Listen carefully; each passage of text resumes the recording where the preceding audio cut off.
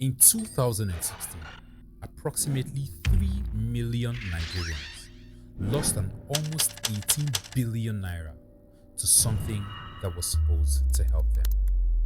Not a war, not a terrorist attack, not even a government policy. An online platform, a website that promised hope.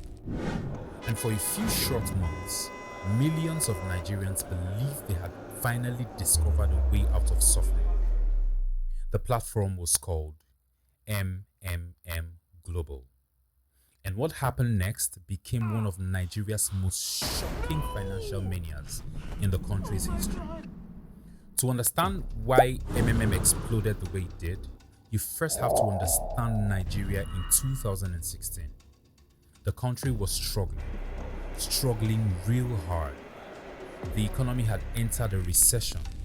Inflation was rising rapidly. The naira was weakening. Prices of food and transportation kept increasing. Everyday life felt exhausting. For many young Nigerians, salaries were delayed. Jobs were disappearing. Businesses were collapsing.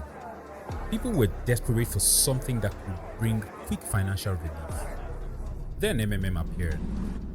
The promise sounded simple: provide help today and receive 30% more money in just 30 days. To many people, it sounded unbelievable, but to others, it sounded like survival. At first, only a few people joined.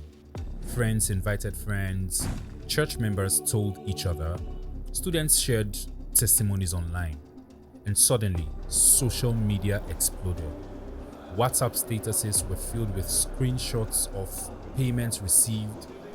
Facebook was full of success stories.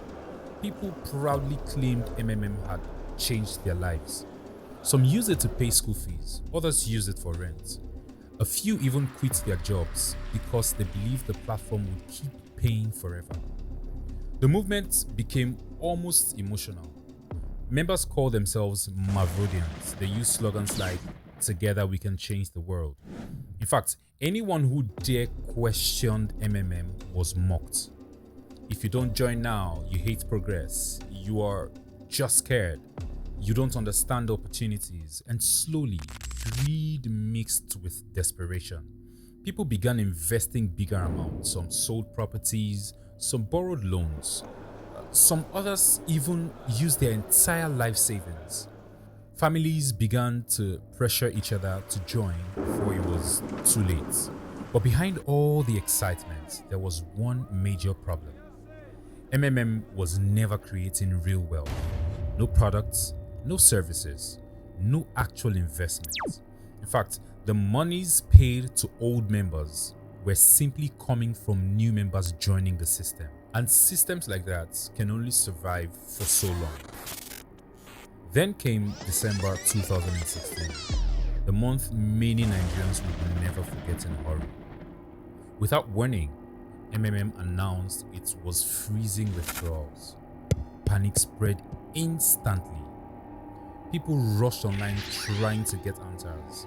Thousands kept refreshing their dashboards. Others refused to believe the platform was collapsing. But deep down, fear had already entered. For many Nigerians, Christmas was ruined. School fees disappeared, rent money vanished, businesses crashed overnight. Some people lost hundreds of thousands, others lost millions of naira. And the saddest part, many victims were not greedy billionaires. They were ordinary Nigerians trying to survive. Students, civil servants, traders, parents, people who simply wanted a better life for themselves. Eventually, MMM completely collapsed. The promises ended, the testimonies disappeared, and millions were left with regrets. But even after the collapse, something shocking happened. New schemes kept appearing. Different names, different logos, but the same exact story. Stories of quick money, guaranteed returns, easy wealth. And every single time, people still fell for it. Because the truth is, when people are desperate enough, hope can become very dangerous. MMM was more than just a Ponzi scheme. It became a reflection of economic pain, desperation, and how easily emotions can overpower logic when survival is involved. And maybe that's the biggest lesson of all.